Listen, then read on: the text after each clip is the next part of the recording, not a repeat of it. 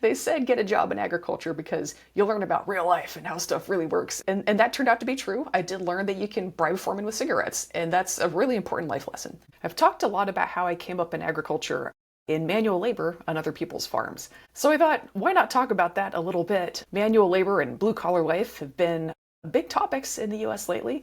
There's a lot of folks encouraging kids to go into trade jobs and saying you don't need education beyond that. If you'll ever notice, the people who are the loudest about telling you manual labor is great, you don't need to go to college, you don't need an education, the people loudest at saying that never take that advice themselves. They're not sending their kids to trade school. They're not having their kids work in factories. But because there's so much discussion of blue-collar life, I thought I would talk about some of these manual labor jobs. It's also just really funny to me how much this discussion is about, like, we really care about manly men and manly man jobs, because there are a lot of jobs in the US that most American men won't do. It's manual labor. That's why there's a lot of hiring of immigrants. Most grown American men won't do these jobs. And I was doing them as a little schoolgirl, you know? And so the way these manual labor jobs are kind of being promoted as a manly man thing to do, when most men won't do them, but I was doing them literally like as a teenage girl or very young woman, is really interesting and can make for some useful perspective into what these jobs are all about. Especially this idea that blue-collar labor breaks your body. That does not have to be true. There's a lot you can do with PT, right? There's a lot you can do with shaking up your job, but that depends on your employer making that possible, right? If you're doing overtime, which a lot of folks in blue-collar jobs are, because that's the only way to really make money. If you're doing overtime, you just don't have time left to do PT and like cool down and stretching and do like targeted work for, you know, repetitive use injuries that you may have. There's just literally not time for that. If the way the jobs are built is you have to do overtime all the time to make your money, right? So that's something that's on employers. If you're in a job where you're doing the same thing all day, every single day, yeah, that's going to lead to a lot more wear and tear on specific parts of your body. If you're rotating jobs, if you're cross-trained, if you can and do a lot of different things, you're not going to have as much of that repetitive overuse on really specific parts of your body, but that's something that's on employers to do. For all that we talk about how these jobs are great and people should take them, we should be talking at least as much about what employers need to do to make them viable for people. And I don't see that happening nearly as much. So as someone who came up in manual labor and now owns a business, that's something that I definitely have an eye on. That's experience that just comes from having worked those jobs. And it's certainly something people can learn from hearing from people who've had those jobs. That's actually something that unions have done really good work on, is getting feedback from folks doing those jobs and saying, here's what we need different from management. And unfortunately, we've lost a lot of that. Just that channel of information getting back to management. And also that channel of, hey, you should listen to us. That has been lost in a lot of ways, and that's unfortunate. The only reason it's so important is a lot of people in management have just never done those jobs. Especially at this time, you do not see a lot of people working their way up from entry-level hands-on jobs to management, where they're in charge, where they're supervising people, where they're deciding how the jobs are going to be done. You don't see a lot of people making that journey. You know, I spend a lot less time romanticizing those jobs and talking about how like, ugh, thick and tough we were. And I spend a lot more time talking about how management needs to do their job, right? It's so easy to get hyper-focused on like, oh, look at these skilled workers doing stuff with their hands. That's very easy to get very excited about. It is less easy to get excited about, why are we having somebody do the same thing over and over? Why not have some people switch in and out? The art, the craft, the trade of figuring out how to arrange those jobs so they work for people instead of just burning people out and burning through people, to me is at least as interesting, and we don't talk about that nearly as much. So, all right. So I guess we'll just go through the resume. My first farm job, you know, that I got paid for, you know, because the soonest you can do that legally is 14. So that was my first farm job. Yes. My first farm job was detasseling corn. We lived in Iowa at the time. So very on brand, because my dad worked in nuclear power. He was in the Navy for a while, worked with the nuclear engines on ships, and then got into civilian nuclear power. That's just one of those jobs where you go where the work is. So we moved a bit, and we were in Iowa at the time. I wouldn't call us poor. We were definitely middle class. Both my parents had to work, but we could make ends meet and everything. It was just that like I wanted to buy stuff myself. You know, we didn't have like a plush allowance. I wanted to buy things. And that was the only job you could get at 14. So off we went. The way that job worked was your parents take you to the parking lot of like a Walmart or something, and there's a school bus with the seed company. And you get on the bus and off you go to the field and you get to work. We should talk about what detasseling corn is. So this is when you make hybrid seed corn. The pollen parent is from one corn line. The seed parent is from another. It's kind of like making a mule out of a horse and a donkey. You know, they're related, but they're not totally close. And so you get the hybrid. It's got to be just a lot sturdier. Same thing happens in corn. You want to get hybrid corn, so you got two varieties of corn in that field. You want to make sure all the parents that are supposed to be the seed parent, you don't want them throwing pollen out there, right? Because you want them all to have like the pollen parent, not self-fertilizing from the seed parent. So you have to take the tassels off most of the corn plants in the entire field. The way they would do that, they had like a tractor with kind of like wings, and on each of those wings or booms, there's a little platform you could stand on. So there's this one guy driving the tractor, and there's like one or two of us standing in each of those little platforms on the wings coming out of the tractor, and we just go as we're going down the field, just pulling tassels off. If you've ever seen kids like pull the top of a corn plant off and throw it at each other like darts, because it's kind of dart shaped, that's the tassel. So we're just yanking that thing off several million times. So that's corn detasseling. A couple weeks into doing that job, I found out that I was one of the only people on that crew getting paid. Most of the other kids were there as community service for juvie, for juvenile court.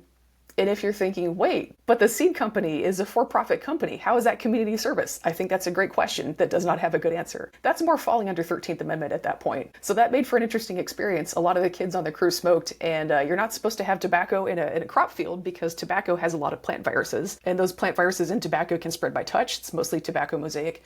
Like you can just smoke and then touch a plant, and then it gets tobacco mosaic virus. And that is not just for tobacco, it does spread to a lot of other plants. They just found it in tobacco first, so they called it that. That's why you're not supposed to use tobacco around crop plants. You don't want to make them sick. I don't think the foreman knew that. And so a bunch of kids on the crew smoked, and they're just like going down the field, like puffing as they go down the row. And the foreman would be like, not supposed to do that. So the kids they wouldn't stop smoking. No, they would just pull a cigarette out of their pack and give it to them. They said, get a job in agriculture because you'll learn about real life and how stuff really works. And that turned out to be true. I did learn that you can bribe foremen with cigarettes. And that's a really important life lesson. The guy who drove the tractor would bring pack of hot dogs and he'd strap them around tie them around the muffler, and so they'd be hot by the time it was lunchtime, so we'd have nice cooked hot dogs for lunch. I got assigned to be the kid who does the cleanup after the tractor goes through the field and everybody on the booms is picking their tassels. You need one or two people to go up and do cleanup and just pick up the ones they missed, which is just like the weirdest grand prize of all time, right? You've been designated most trustworthy kid on a team of juvenile offenders by foremen who take cigarette bribes. So that's how that job worked. Some other stuff happened that was kind of crazy, and we don't need to get into that right now, but yeah, we learned some stuff about the reality of farm labor, we'll say that. If you ever hear RFK talking about how we need to make these rehab farms to send various offenders and addicts to, and it's going to make them better, no, it's not. Farms crewed by society's rejects that society put there are not going to be places of healing. Let's just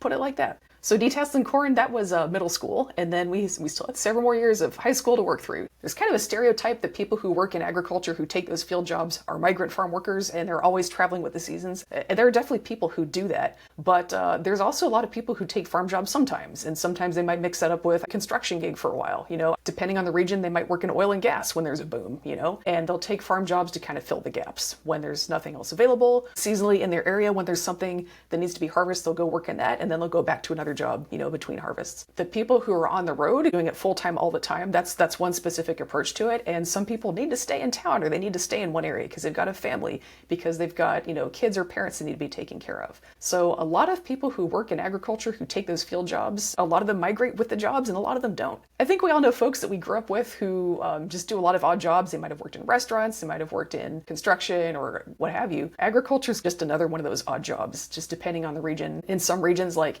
California, Pacific Northwest, there's a lot more manual farm jobs out there. And in other regions like the Midwest, the only manual farm job was detasseling. I think they do that by machine now, so there's not even that anymore. There's not a whole lot of manual farm labor to do in places where the crops are all things that are harvested by machine. Because I was a kid living at home and had to finish school, I was definitely in the camp of people who have to stay in one place. And so you do the farm jobs when they're in season in your area, and then you do other things the rest of the time. Sometimes I was just focusing on school. Sometimes I was working, especially in the summers. Once we got into high school, we lived in Green Bay, Wisconsin for a lot of that. And so there was more dairy. Those jobs aren't seasonal, they are year-round, so you're either working in it or you're not. Because I knew how to sew, I wound up working in a sewing shop, with all the little old ladies, tailoring stuff, altering things, making some things from scratch. Worked in a Swiffer factory. That was just a classic factory industrial job. Got replaced by machine. That's how that job ended. So that was kind of a classic Rust Belt employment experience. Because I was a kid in high school, you also do your time in fast food as well. My family was really insistent that you go to college. My grandparents grew up as the kids of tenant farmers, the people who worked on other people's farms. And so the GI Bill was a lifeline for them. Going to college was not optional because they knew what the alternative was, right? So I grew up in a family that really valued education because we didn't have anything else to fall back on. Growing up, it was made very clear that we have to live on our wits here, and so you'd better make sure that yours are good for something. Go get trained. There was never really a sense that there is such a thing as a job we're too good for. That was just not on the table. It was very much, if you need a job and there's a job that needs doing, then that's what you're going to do, right? There was none of this, I don't like that. I'm going to go find something better. you do what's there. Getting a real up close look at what your life can be like if you don't get education was a really good motivator. There are blue collar jobs that pay quite well, and they need training. Getting training in plumbing, get training as an electrician. These things are not easy or simple jobs. You really have to know your stuff. And so that is getting training as well. As I was going through college, took a lot of jobs to help pay the bills as I was going through school. Because I was living on campus, a lot of those jobs were lab jobs. So that was a really interesting way to just kind of like slide into, you've already been doing hands-on manual labor jobs. Well, now you're doing it in a lab. So you just kind of slide into science from the manual labor technician side into, okay, how can we make this about doing research? How can we build our own profession here? That whole time I was in college, I'm working in labs, I'm working in greenhouses. I worked in a beekeeping research program for a while. So you're doing all the normal beekeeping stuff, and you're also counting a lot of things. I was very fortunate to have the opportunity to go to grad school and get a doctorate. And funny enough, as soon as I graduated, it was the Great Recession. So what I did was wound up right back in the field with a doctorate this time. So I got a job working at University of Florida's blueberry breeding program, just crossbreeding to get better, more disease-resistant, more productive types of blueberry that would work well in Florida. And that took a lot of just hands-on labor as well, because you have to run a farm. It's a blueberry farm, you're collecting a lot of data, but you still have to run the farm. And in that job, you kind of had the option to work more in the lab or out in the field, and I really wound up gravitating towards the field. Because working indoors under fluorescent lights was not why I got into agriculture. So, wound up doing a lot of field work there as well. And the funny part about it was, doing that, we had partner farmers. Once we had a variety that we thought, hey, this one has promise. Let's let a commercial blueberry farmer work with it for a while and see how it does for them, report back. Part of the deal was those of us who worked in the blueberry breeding program would get loaned out to these farmers sometimes. And so we just get thrown in with their crew. So there you are with a doctorate, back out in the field, just doing manual labor with the same normal crew they have for everything. Your coworkers are mostly immigrants. And it was so funny because people say things like, oh, Americans won't do those jobs. They can't keep up. They can't do it. They won't do it. There I am with a doctorate, keeping up with the field crew. Actually a pretty normal thing for people who have done graduate work in horticulture. That's what we all came for. So there's this conventional wisdom in agriculture that Americans won't do that kind of work. And yet Americans are on those crews sometimes. And if you keep up, they just don't notice that you're there. It's one of those self-fulfilling prophecies. If they're keeping up, they must not be American. Americans don't do the job. I can promise you the foremen are not paying that much attention. The coworkers on that job were pretty chill. I think on one gig we were planting new blueberry plants, and so you have to dig a hole, stuff the blueberry plant in there, cover it back up, and then keep on moving very quickly. You're up and down, up and down, up and down. And you kind of have to keep up with the rest of the crew. And my coworkers are really, really helpful with showing me the ropes, showing me how to do that. I don't know, it's wild how there's so much panic and fear about undocumented immigrants, and that's who's been my coworkers for a really long time. They're super chill and cool. They were really helpful with showing you the ropes if you're a new person, because every experienced field worker, no matter what your background is, we're all new to it at some point, right? So there's always somebody new on the crew who needs to be shown the ropes. Some days it was me, some days it was somebody else, but that's a very normal thing that you do for each other when you're working on a hand labor crew. These are my coworkers. They taught me a lot of the stuff that I know. To me, it's a really important knowledge base that everybody overlooks. This is who has the knowledge on how to run our farms, and we're afraid of them. What? That's just wild. Every once in a while, you learn this really great life hack. There was this one lady on the crew who had a Bluetooth. Those were new at the time. So everybody in the field was chugging down the field. And she's on the Bluetooth with her kids and her mom back in Mexico, helping her kids with their homework, talking her sister how to deal with a disciplinary issue with her kids. So she's doing that while planting blueberries, with the help of Bluetooth. I think I had just gotten a cell phone at that point, and this lady on the field crew was light years ahead of me technologically. So I don't know, learned a lot. And it's just wild. Even people who mean well, want to be respectful of farm workers, when they hear farm labor, it's when people just hear the banjo start playing and they're like, that's another world, and I just can't imagine how it works. It's really not. I don't know. It's very much a part of everyday real normal life. Other random jobs, spent some time shoveling out stables, help some friends remove trees that from a part of their property. We just kind of drive into them with a front loader to knock them over, and then pick them up with a front loader, stick them in piles. That was kind of fun. Demolition derby with trees. They were in a place where they weren't supposed to be. Yeah, I don't know. There's just some really interesting mental gymnastics going on around farm labor. I tell people, yeah, I used to do manual labor jobs in agriculture. People just kind of blank out, blue screen, because that's only supposed to be a certain kind of person who does that. And especially especially once you're around middle class and up, Anglo-Americans, it just doesn't really seem to compute that people like us could have those jobs. Like that just doesn't make sense. There must be some kind of gimmick because there's so many people, like you got your George W. Bushes out there running around telling people, I'm a cowboy. They grew up in a fancy family that happened to have a ranch, right? There are so many people of an upper class background who kind of brand themselves as rural, brand themselves as blue collar as kind of a personal branding exercise. And so when you say, yeah, I used to do farm jobs, they don't really know what to make of that because you're not telling them, oh yeah, I'm a cowboy. It's not about identity. It's just about something I did. Like it is a fact. It is a real thing that happened. That means it's not a personal branding exercise and they just don't know what to make of that sometimes. I think I just saw enough of that going on that I thought, we need to talk about how this works. We really have this idea that blue collar is like some kind of like deep soul spiritual identity. And you're like, no, it's just a kind of job. If you want to be blue collar, there's still a lot of paper manufacturing going on in Green Bay, Wisconsin. You can just go there, sign up with a temp agency, get a job in a paper mill, and then you'll have worked a blue collar job. You can check that off your bucket list, I guess. You'll also get things like people who've been in agriculture for a long time, like their family runs the farm. They grew up maybe driving the tractors for the people who are picking the crops, will come out and portray themselves as like, oh, I grew up working on a farm. Driving a tractor is real work, but it's not the same thing as being on the ground picking the crops. And so you'll see that quite a bit, actually. Then you'll get situations like the New York Farm Bureau just got a little bit of heat because they got caught circulating a memo saying that, we don't need heat protection laws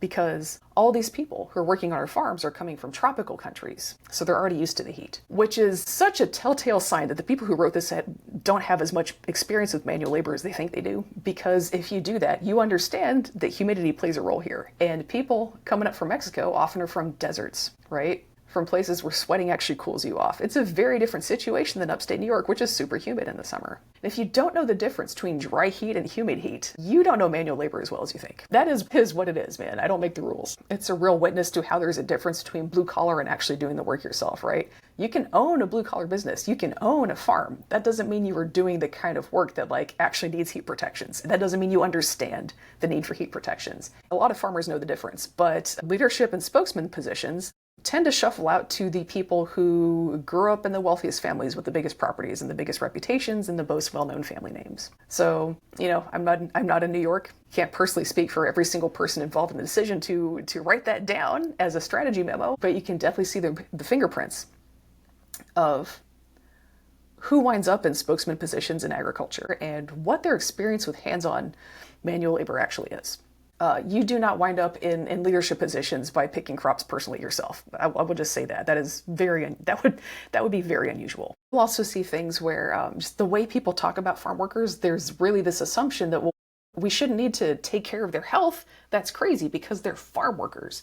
And that's a job for healthy people. I think a lot of people have this stereotype of, well, farm workers, they're robust peasants. They don't have these, dumb diseases like autoimmune stuff and cancer. That's all caused by modernity. They don't have those problems, which is so dumb if you think about it for just a second, right? People with money can go to the doctor when they have a chronic health problem. It's poor people who have big undiagnosed health problems, right? A big problem with farm workers is if you're not getting enough water to drink while you're out there working in the field, you get dehydrated. And that happens often enough, you get kidney stones. And so a lot of farm workers come home from their stints in the US with kidney stones. If it goes on long enough, that same amount of dehydration can just cause straight up kidney failure. And so being poor and being a farm worker is what causes a lot of chronic health problems. I personally have like kind of a chronic health condition where it's just your cartilage is kind of soft and it's not really a problem, but if you're outside in high heat, your blood vessels are just kind of loose and floppy and so all your blood goes straight to your feet and you can pass out really easily. I did not know that was a thing that I had for the longest time because everybody hates being hot. Everybody feels kind of fuzzy when you stand up really fast when it's hot outside. I just dealt with it because I thought that was normal. And it was often to the point where you're like kind of starting to gray out or black out, like when you're just in the middle of a workday. So those farm jobs that everybody really hates, the ones where you're bent over all the time? I loved those because I didn't pass out because you're not standing all the way up, so you're getting enough blood to your head. That was kind of fun. I also learned how to like literally you're starting to your vision's just kind of fuzzing out, right? If you're working with a crew, I couldn't necessarily see where all my coworkers were. So I just kind of learned how to listen and feel through the ground. Like when people are walking around, you can feel them stepping around. I learned to keep track of where my coworkers were by that because I couldn't always see really very well. And to me, that was just normal because everybody complains about being hot. Everybody complains about the heat.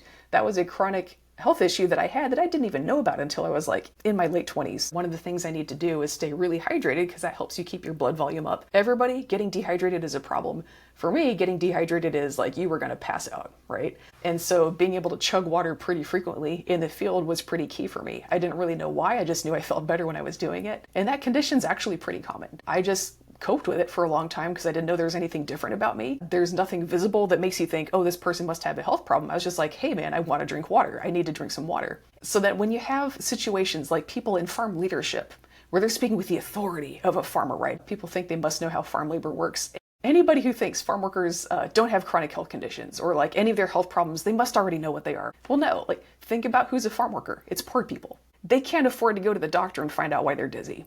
Right? Farm workers are exactly the kind of people who have a lot of undiagnosed chronic health problems. And so this thing that we're doing where we're stereotyping farm workers as like, oh, they're healthy, robust peasants. They don't have these modern urban diseases is, yeah, that's just a lot. So yeah, those are some thoughts on manual labor from someone who's done it, is continuing to do it. I have a farm and I'm currently growing the farm. Funny thing about that, it's a lot easier to hire people to help make online videos than it is to hire people to help run your farm. So I've been able to outsource a lot of the video making, not so much of the farm operations. Fortunately, because it's my place, I can do it on my schedule. I can do it at times of day or like times in my schedule where I'm going to have more energy. And that kind of comes out of a lifetime of doing manual labor. I'll see people who approach farming like we're trying to show off, like we're trying to prove we are somebody. And no, man, less is more.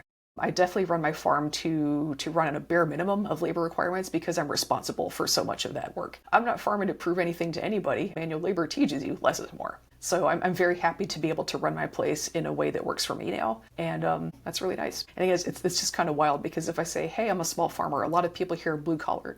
But to me, I'm running my own farm is I have finally gotten to a place where I'm in control of my work. I've finally gotten to a place where I can build my work the way that works for me. So to me, small farmer is not a put down. It's not, oh no, she's struggling. It's like an achievement. It's like I finally made it, which I know is going to sound crazy if you talk to most people in agriculture. But if you come up working other people's farms, that is very much how it is. Becoming a small farmer is an achievement. A lot of people treat it like an oh shucks, I'm just a little guy. If you came up working other people's farms, there's no oh shucks. That's a I finally made it. So I don't know. Those are just some thoughts on manual labor. I've been making videos like crazy lately. It's just seemed like a good time to take a step back from the news cycle grind and just talk about, okay, what is actually going on in agriculture? How does this profession work? How does this trade work? So those are some thoughts on that for today. And by the way, if you like this video, feel like you're learning something, go ahead and give it a like, subscribe, comment. It really does help the algorithm put it in front of more people. And if you really like the video, I also have a Patreon down in the description. Thanks for watching.